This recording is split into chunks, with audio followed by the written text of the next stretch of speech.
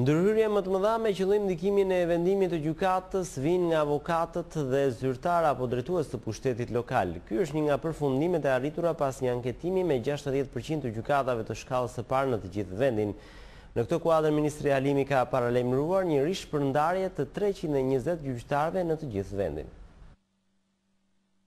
Gjyqtarët janë kritik ndaj sistemit të drejtësisë. Ata mendojnë në shifra të konsiderueshme se drejtësia është e korruptuar dhe ka mungesë integriteti. Kjo është një nga përfundimet e sondazhit të zhvilluar nga Qendra për Transparencë dhe Informim të Lirë, e cila në bashkëpunim me ambasadën britanike në vijim të projektit mbi reformat në sistemin e drejtësisë kanë zhvilluar një anketim me mbi 60% të gjyqtarëve të shkallës së parë në të gjithë vendin. Gjyqtarët janë shprehur në mazhorancë për mbajtjen e sistemit të gjykatave të karrierës. Do t'jenë 320 gjyqtarë të cilët do të rishpërndahen nga Këshilli i Lartë i Drejtësisë, sipas një studimi që është kryer nga misioni Euralius së bashku me Ministrinë e Drejtësisë, së bashku me SPZ-in, do të kemi një fizionomi të re të gjithë gjykatave në vend. Promovimi i gjyqtarëve, përgjegjësia e gjyqtarëve, proceset disiplinore duhet të jenë të qarta dhe transparente.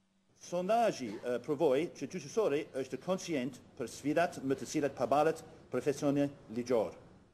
Ai ndan shqetësimin e publikut për korrupsionin dhe vonesat.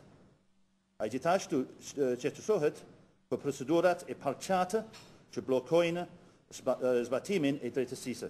Nëse vetë gjyqtarët perceptojnë se sistemi i drejtësisë është i korruptuar apo ka mungesë integriteti, do të thotë se puna që na pret është me të vërtetë intensive dhe imponon rritjen e rolit mbikëqyrës dhe kontrollues ndaj sistemit.